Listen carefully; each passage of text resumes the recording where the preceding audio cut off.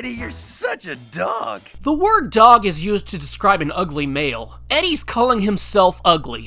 Hey Mom, is it dinner yet? Even if she was home, I doubt she could hear that, especially since the door was shut. So Double D invited Ed over, but not Eddy. Some friend he is. Listen, why don't you guys come on over? And Eddy knew Ed was at Double D's house? Please let go of my leg, Ed. Ed's acting like a dog. What do dogs do to people's legs? Hump them. Is that what he's doing?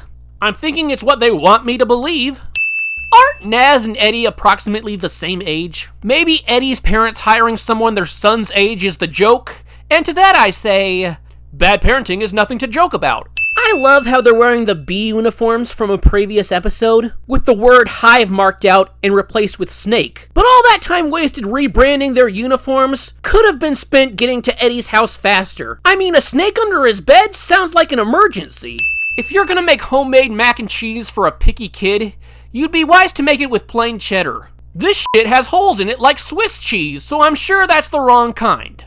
Just like that, Double D's helmet is transported to the land of non-existing items. Birds and bees are just the starters when it comes to teaching kids about sex. Like, that's what you tell little kids. But sweaty palms?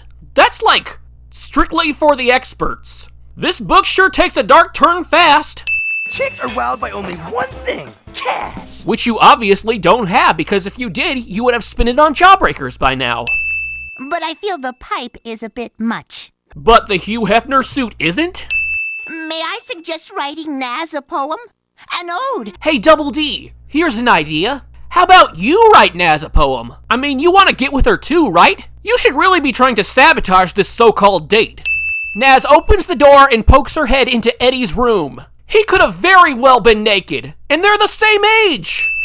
Supper's ready. A kid that says supper. Go on, say it. Naz should definitely be able to hear Double D from the volume of his voice. Naz got herself a spoon, fork, and a knife, but just got Eddy a fork and a knife. Seems kinda rude. And while we're at it, why the hell did she lay out knives? It's just macaroni and cheese. It doesn't need to be cut. This table has a long cloth on it. How is Eddy able to cut off a piece of the table without the cloth getting in the way? Weird. Insulting the kid you're babysitting in front of them. Weird. You know what else is weird? Disappearing macaroni. Playing with your food.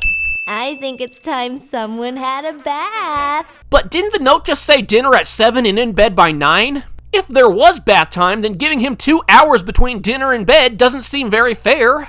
I mean, the average person bathes for 10 to 30 minutes, and it'll probably take him a good few minutes to eat dinner, and it's always customary in babysitting to watch TV with the kids after dinner. That's one of the perks of being babysat. Anyways, Eddy's parents suck. You actually carry around a... It's kind of a running gag in this show for characters to pull convenient objects out of their pockets. Eddy's just now questioning this logic? The bubbles in the tub are growing even without the water running. Nope. Excuse me, but is that a word? Yes, nope is a word. It means no. But you know what isn't a word? Sex. Come on, Double D, you're supposed to be the smart one. But it's your date. At least I can get one. Well, when push comes to shove, Double D could probably date one of the cankers. Naz invited friends into another person's house. That is a big babysitting no-no. Stop! Do not touch the ice flower! Ed loves chickens. You know that. Therefore, you should have known that there was a possibility that Ed would attack it. Mood music. The music playing should be a hint to Eddy that this is not a date. I mean, if she wanted to get in the mood with him, she wouldn't have made him take a bath because he'd just be getting dirty all over again. Was this picture of Eddy and somebody else taken in the dark? My parents hired you to date me? Suspecting Naz as a prostitute. Wow, Double D sure drives faster than everybody else.